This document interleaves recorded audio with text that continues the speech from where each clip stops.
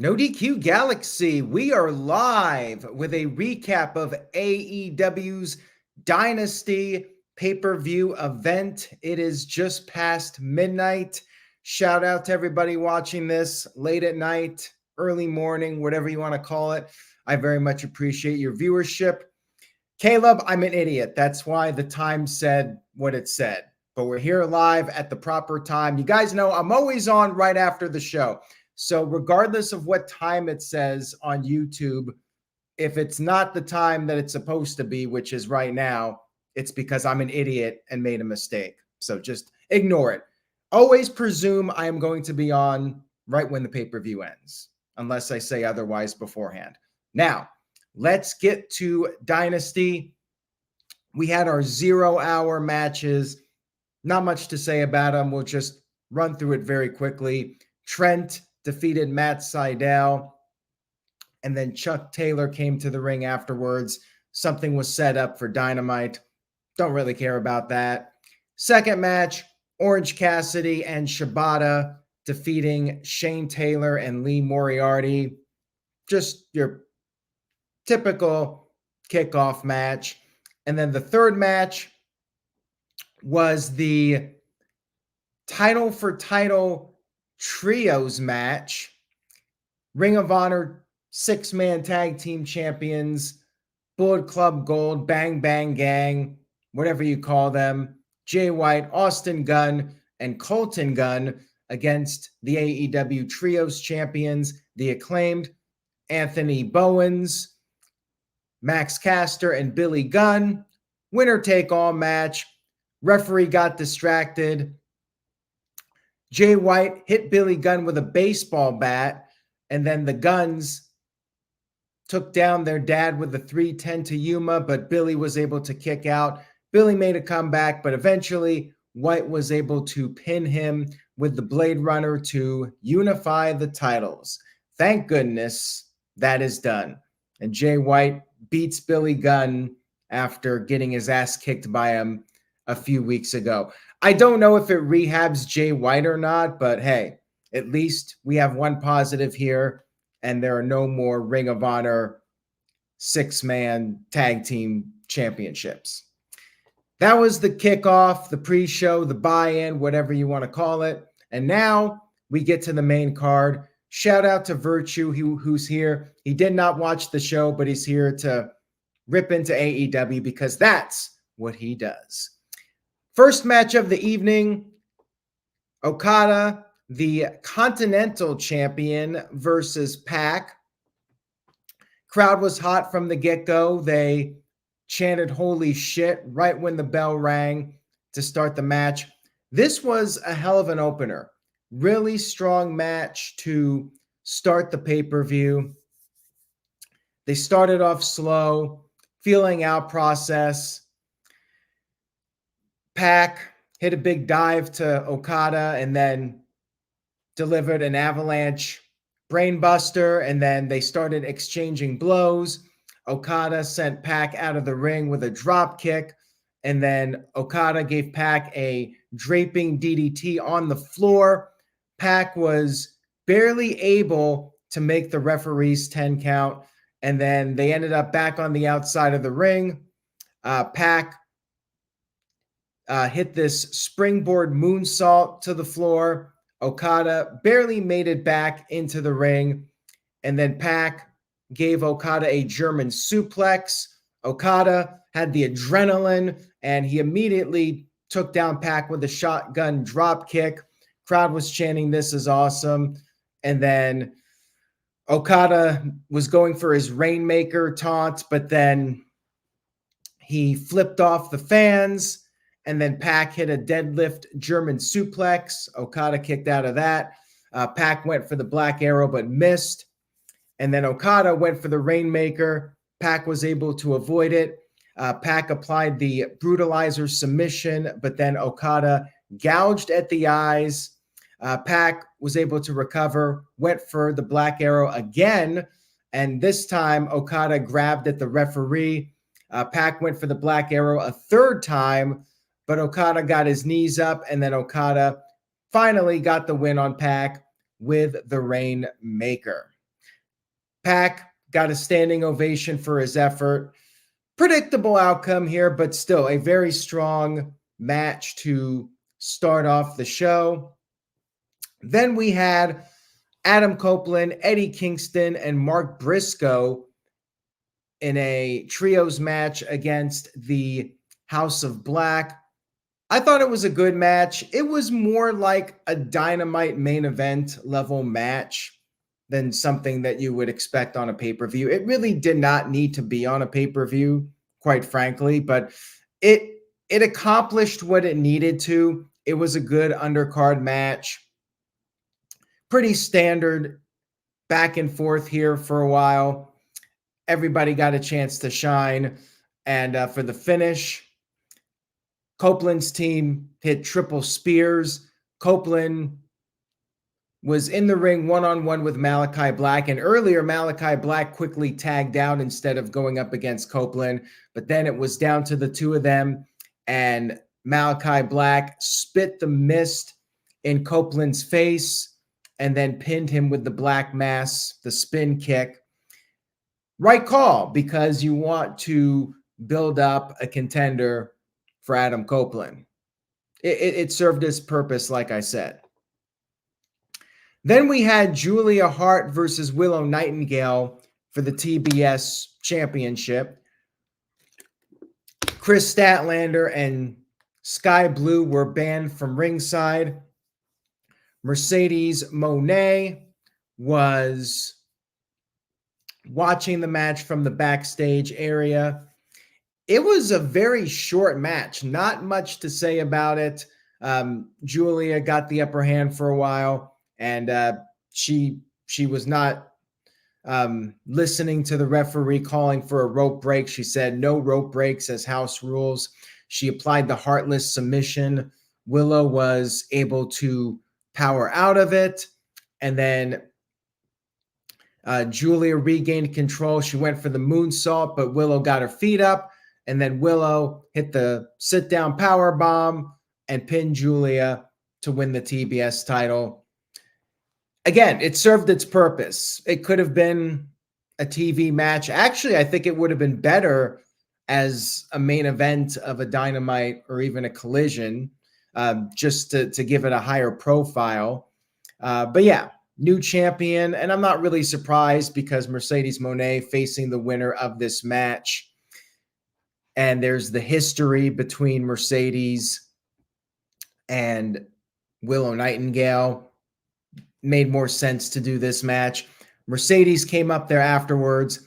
There was a stare down, and looks like maybe Mercedes is going heel. Just the whole demeanor with her, I think she needs to go heel. I don't think the babyface act is working, and people are not buying it.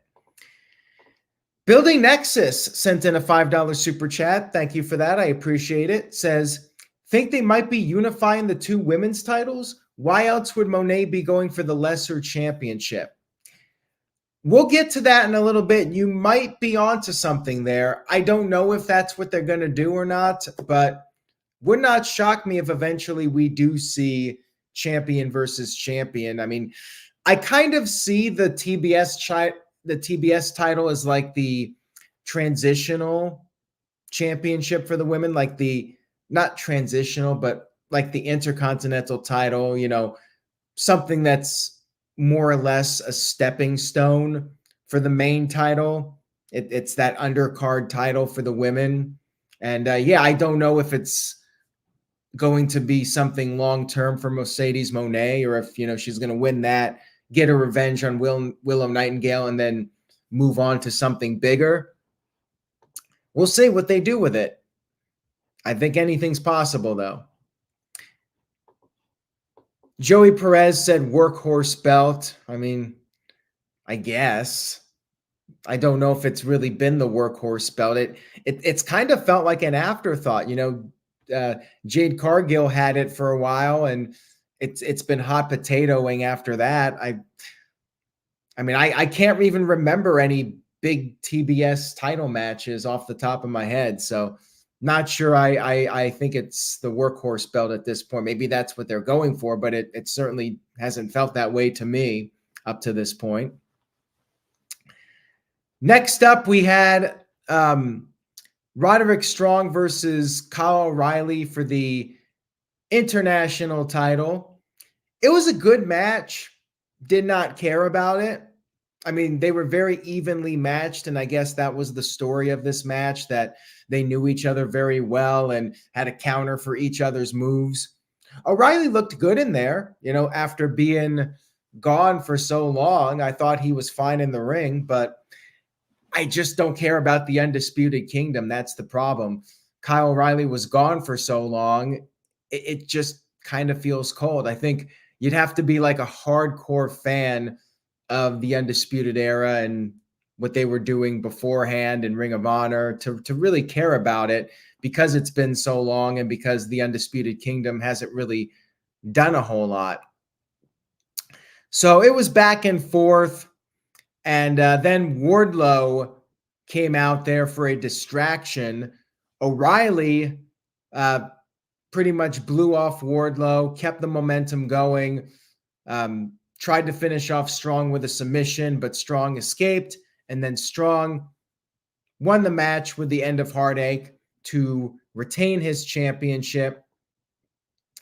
And then after the match was over, we had Adam Cole come out there in the wheelchair, but he got out of the wheelchair. Looks like he's getting close to being ready to return.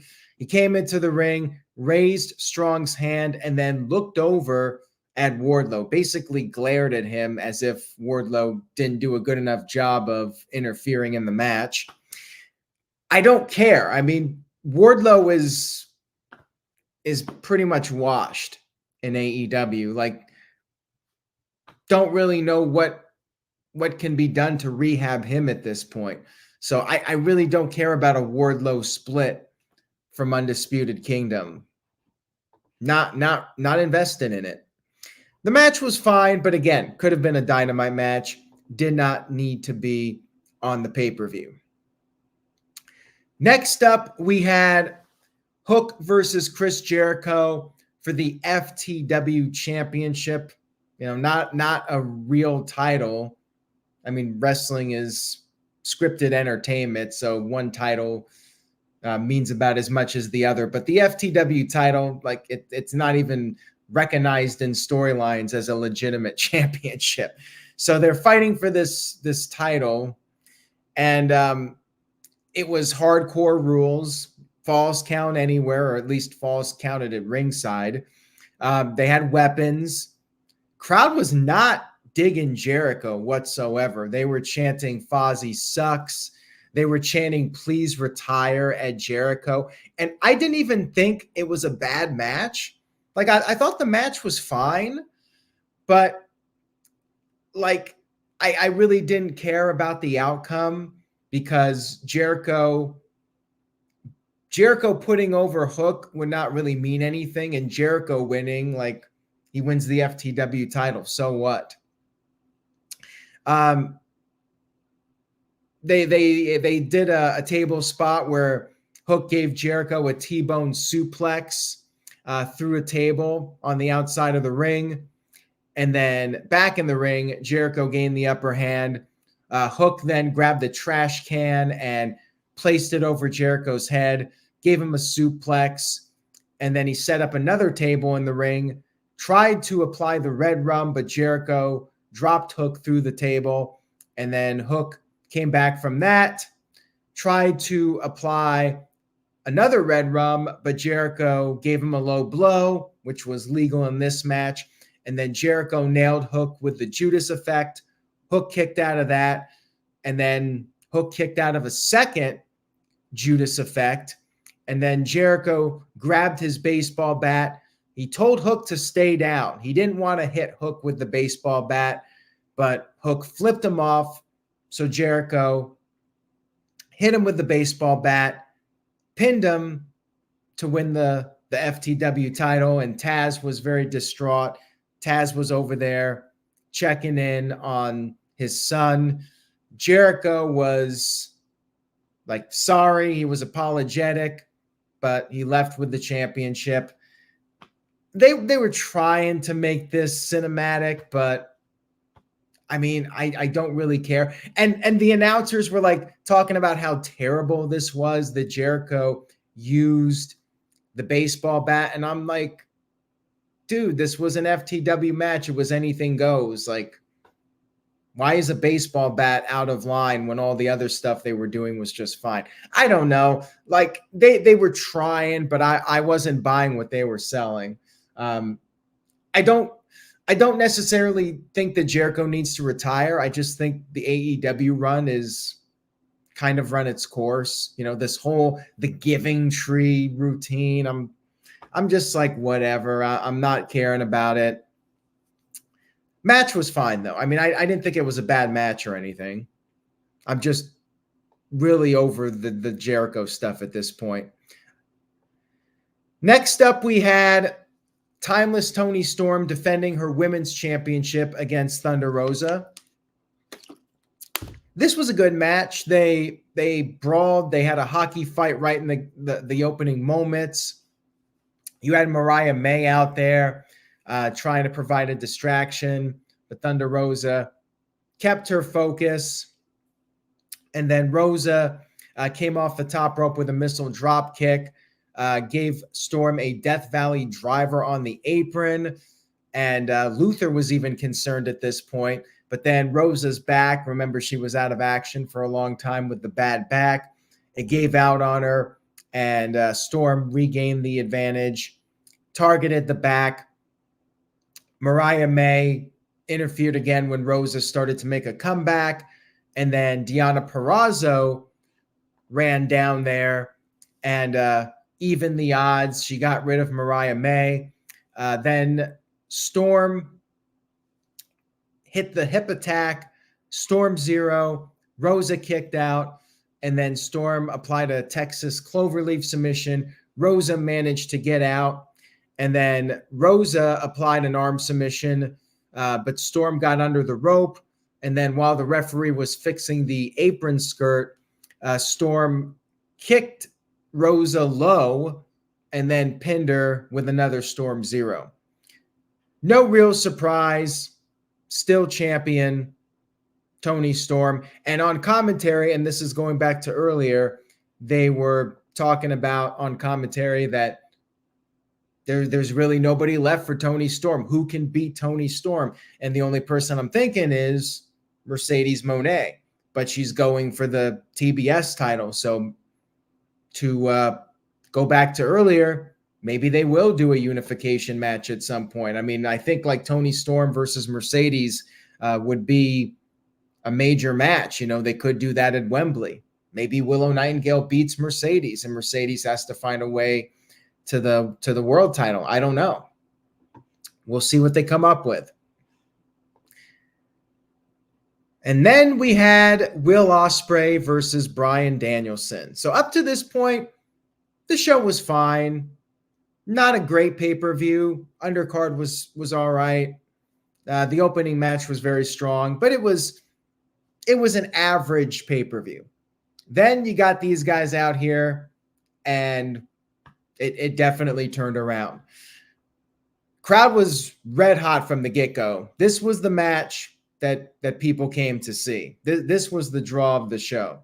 Will Ospreay versus Bryan Danielson. They were chanting "holy shit" as the guys were staring down each other. Huge pop. I mean, the place went crazy when the bell rang. They were chanting both these guys.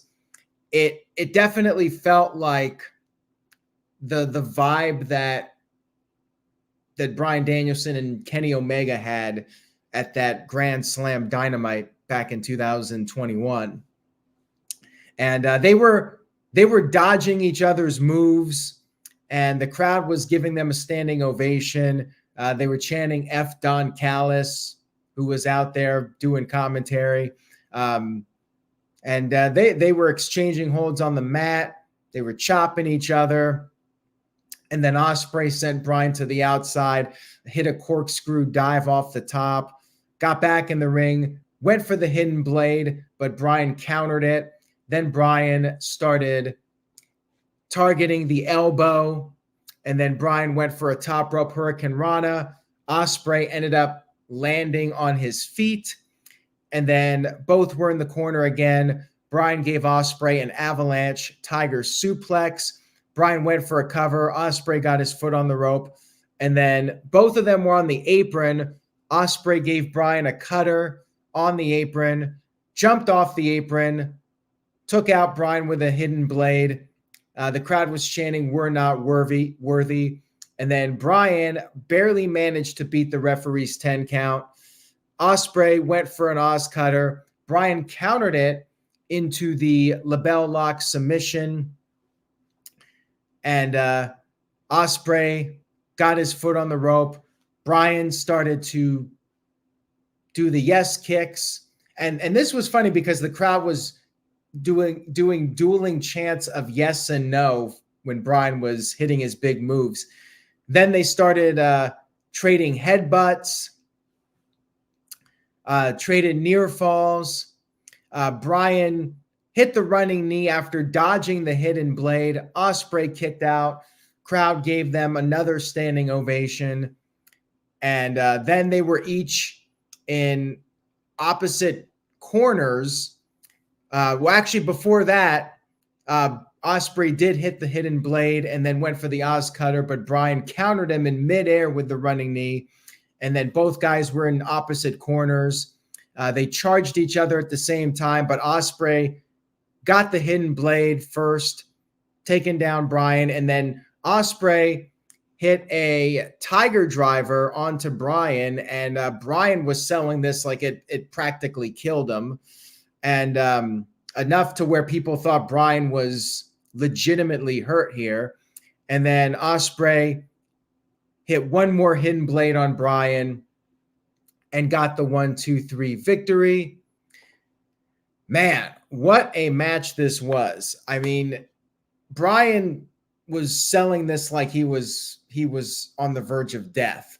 You had the officials coming in, checking on Bryan, and Ospreay even cut his celebrations short to go over and check in on Bryan's condition. This was one of the best technical matches I've ever seen. I would say it's probably the best AEW match of all time, making it one of the best matches of all time, period. Now, people are going to say, was it as good as Cody versus Roman Reigns? I would say Cody and Roman Reigns was a better story. This was a better technical match. So it comes down to what your own personal taste is. But as far as an athletic performance goes, like, these guys absolutely tore the house down. All-time classic match. And I think this one will stand out for many years as one of the best matches of all time. I thought it was fantastic. Just a masterpiece for what they were going for. Like, this was AEW's version of like Hollywood Hogan versus The Rock. You know, different thing, different style. But for what fans wanted to see out of this, they got everything they were hoping for and then some. So yeah, one of the best matches I've ever seen. Excellent stuff here. Shout out to John Aaron, who sent in a $2.79 super chat. Says, we need champions under 35 in AEW and WWE. What do you think? Well, I think Will Ospreay is going to be the man. I fully expect him to be the next world champion. And we'll talk about the world title match here in just a few moments. But he's their guy. He's going to be their top star. He is the face of AEW. Can he build the brand? Will they gain new fans? The jury's out on that. I don't know if that's something that will appeal to a wider audience, but for the audience they have, like, they got what they paid for and then some. Like I said, to me, this match worth the $50 easily. I think they should just cut some of the other matches out and just have this match and a couple others, maybe the last 3 matches, and then have a couple matches in between as buffer matches. Let that be the pay-per-view. Like, we don't need 12 matches and a 4-hour show. Excellent match. Virtue's trolling, guys. He's in the chat room, and he's happy because I'm even acknowledging him. That's what he wants. He wants me to acknowledge him. Virtue's in the chat room, trolling everybody, ripping into AEW. He's the best at it. Shout out to Virtue. Now we move on to the main event, or the semi-main event. We actually had 2 matches left. Bryan and Ospreay really should have been the main event, like, because there was nothing that could even follow this by any stretch. We had the Young Bucks, Matthew and Nicholas Jackson, going up against FTR to crown new tag team champions. This was a very good ladder match, but it was impossible to follow the Bryan and Ospreay match. They put on a great spectacle, but they were struggling to get the crowd into it. I mean, they were busting their asses, and they were doing everything possible to get a reaction, and they were getting reaction because they were just doing so many crazy things in this match.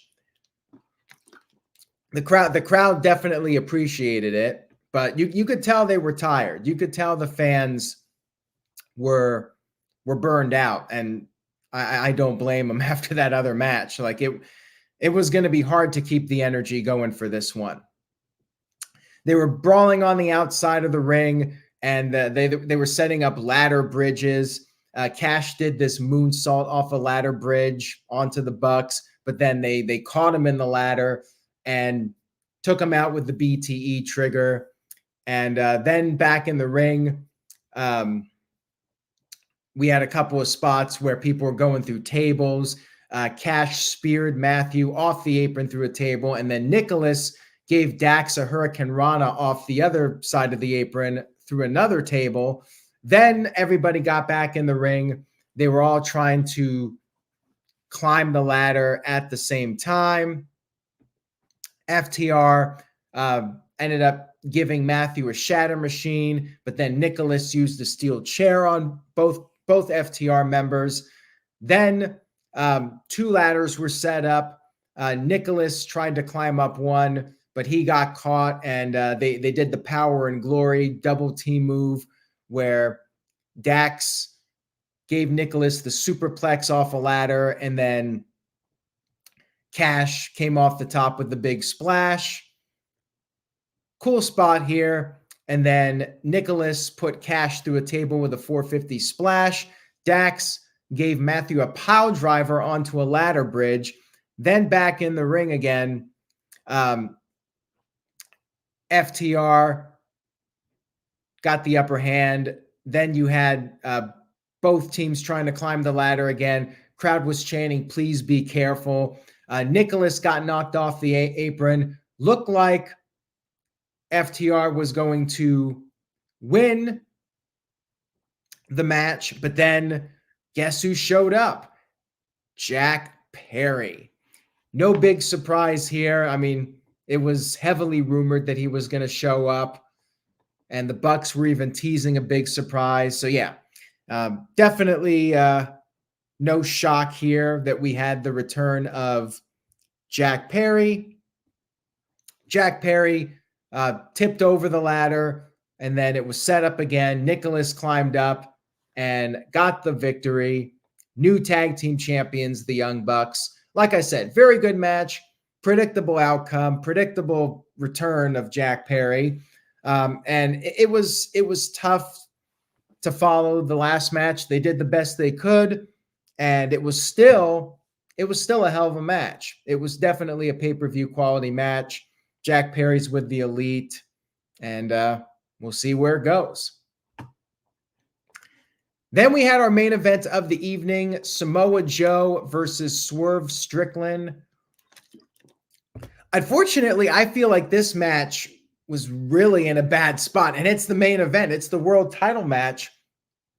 The problem was that Revolution, it wasn't even in the main event. So it's like it had to be the main event here, but it wasn't really the match that people came to see.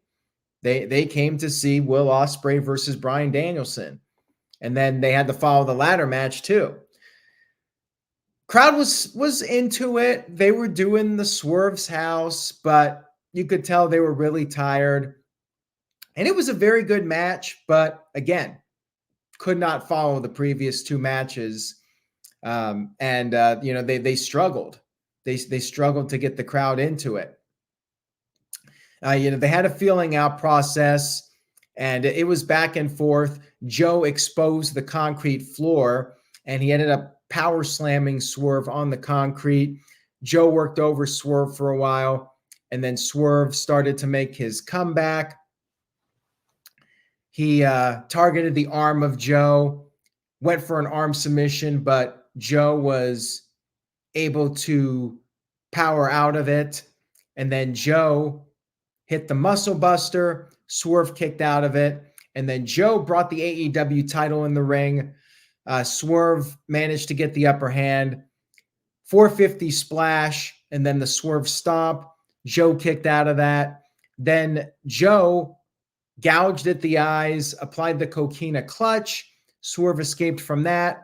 And then Swerve snapped Joe's arm, hit the house call kick. Joe kicked out again. And then both men were in the corner. Swerve power bombed Joe out of the corner.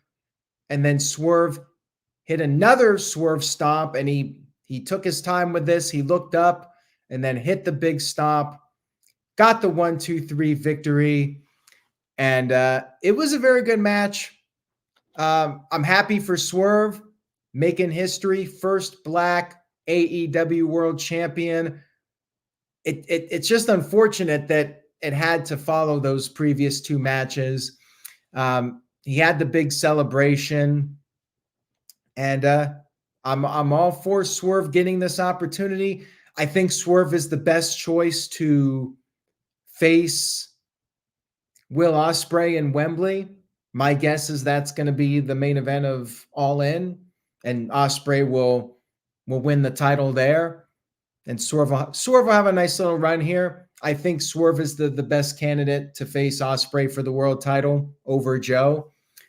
Although I do miss MJF. Hopefully we get to see him back. No MJF. I mean, we really only had one big surprise on the show, and that was Jack Perry, and I'm not even sure that was a surprise. So it was a great show overall. My usual critique, too long. I mean, you really could have cut out like 4 or 5 matches out of this show, and I think a few of them would have actually benefited from being on Dynamite, like the TBS title match. Give them more time, give them the main event spot. What you really ideally would have had here was just your top 3 matches, or even Okada's match. So that's 4. And then maybe have like 3 buffer matches. So 7 matches, 3-hour show, I think would have been ideal. I give it an A-. I don't think it was the best AEW pay-per-view. I think Revolution was a better pay-per-view than this one. I do think Danielson and Ospreay was probably the best match in the history of the company. So not the best pay-per-view, but their best match. All-time classic. Absolutely go out of your way to see it. You know, the crowd was into the whole thing. They were hanging on to everything. And Virtue.